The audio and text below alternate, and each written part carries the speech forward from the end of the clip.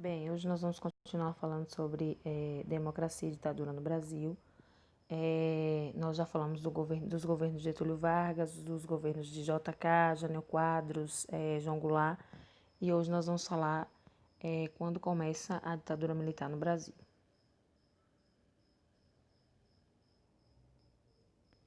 Aí, para dar início, né, a esse assunto, eu trago a música Cálice, né? Ela protesta contra a censura que havia na época. A palavra cálice tem a mesma sonoridade da expressão calar-se, né? E esse é o sentido que se quer dar na música. Então, as músicas, os artistas, eles buscavam, através da sua arte, fazer protesto, né? Tentar passar uma mensagem para as pessoas do que o Brasil estava vivendo, como é que essa forma de governo ela agia e reagia.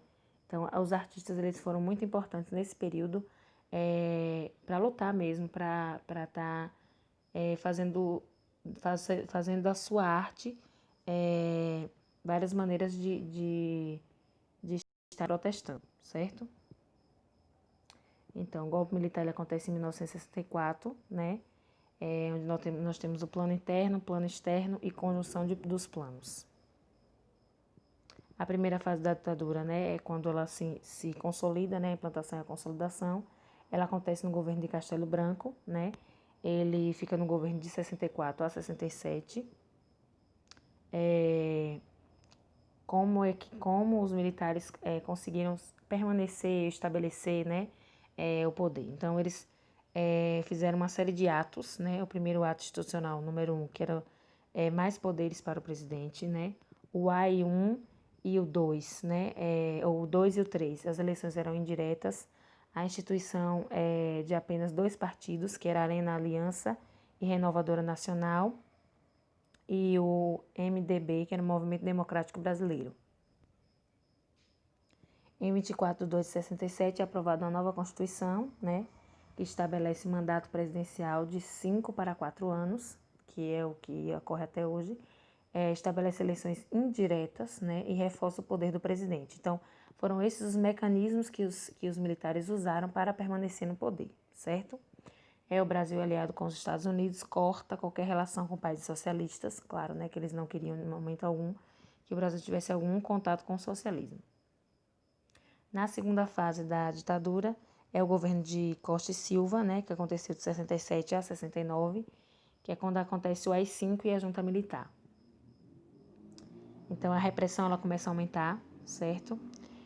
Houve uma passeata de 100 mil pessoas, né, no dia 26 de 6 de 68, né, que era a Frente Ampla, chamada pela democracia. E o AI-5 é a resposta dos militares contra essas manifestações, né? O presidente assume o poder executivo, legislativo e judiciário, ou seja, o poder do presidente aumenta ainda mais. Ele tem poder agora sobre todos os outros poderes, certo? E as repressões, a censura, ela é muito maior nesse momento. A música Roda Viva, e tem uma outra música, vou estar trazendo sempre, né? Alguma manifestação artística. Antes de falar dessa música, das propagandas, um dos meios dos militares estarem permanecendo no poder, além de fechar todos os outros e comandar só, eles usavam muita propaganda ideológica, que eu vou falar mais na frente, certo? Então, a música Roda Viva, né, de Chico Buarque, ela representa bem esse período de forte censura durante a ditadura militar. A Roda Viva em questão é a própria ditadura. O governo Médici, né, que é de 69 a 74, acontece no governo de Médici, acontece a violência, ela aumenta, né, e o milagre econômico e os anos de chumbo. Então, o uso da tortura, né, assassinato, sumiço de pessoas, torturas, né, que eu já relatei na sala, diversos tipos de tortura, o exílio e a censura. Censurou todo tipo de meio de comunicação. Qualquer pessoa que fosse protestar contra os militares era preso, era torturado, né? E dependendo da situação, ou ele era exilado ou morto, né? Então, o jornal ele começa a ser censurado, como eu já disse a vocês, os meios de comunicação passaram a ser censurados, certo? não se tinha liberdade de expressão de maneira nenhuma. Ela era a liberdade de expressão, digamos assim, ela se tornou proibido e só se podia falar aquilo que era permitido pelo governo. Tanto que algumas, como eu estou dizendo, as músicas, eles utilizavam metáforas para que essas músicas não fossem censuradas. Porque muitas músicas foram, muitas peças de teatro, muitas novelas, teve novelas, inclusive, que acabaram sendo censuradas. Porque se os militares achassem que ali tinha algo que ia prejudicar o governo deles, eles cortavam, né? Censuravam essa arte. E os tristes instrumentos que se utilizavam para fazer as torturas, né? Que era a cadeira do dragão, pau de arara, né? Que está representado aqui na imagem, no início do slide eu coloquei. Espancamentos, soro da verdade, afogamentos, geladeira, enfim. Eram inúmeros meios que eles usavam quando eles prendiam alguém, né? Na intenção de que essas pessoas elas relatassem ou delatassem os que estavam com eles, os que participavam e tal.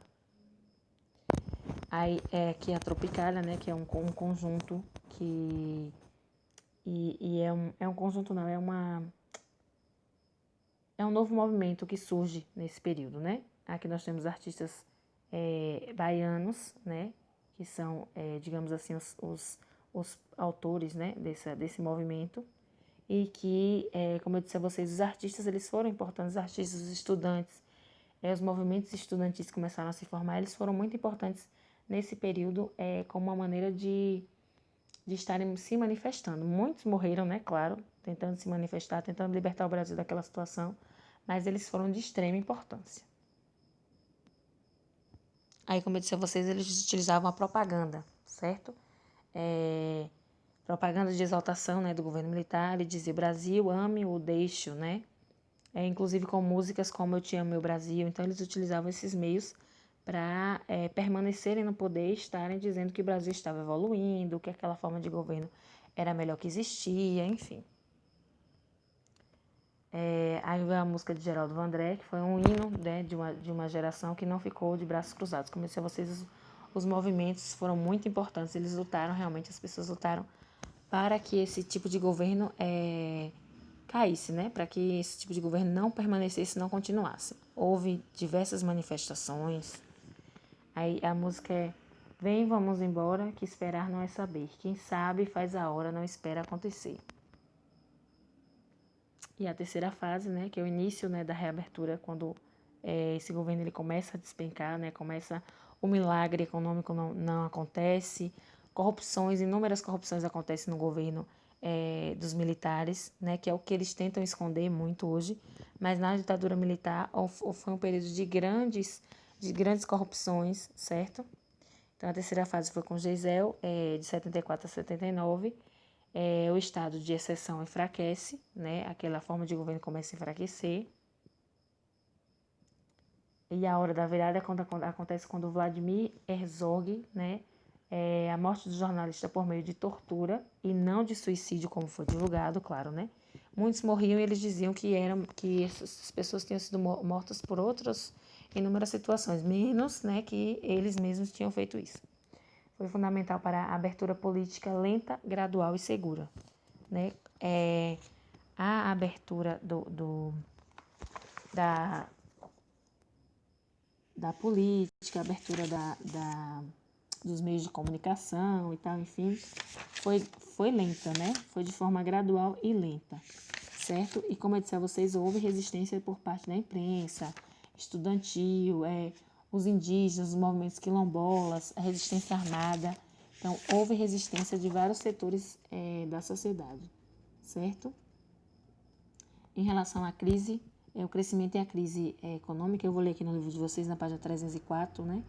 Que diz o seguinte: diversas iniciativas reformistas foram aplicadas pelos militares no campo econômico e financeiro do país, né? O modelo econômico adotado pelo governo tinha como base a entrada de capitais estrangeiros e a instalação das indústrias.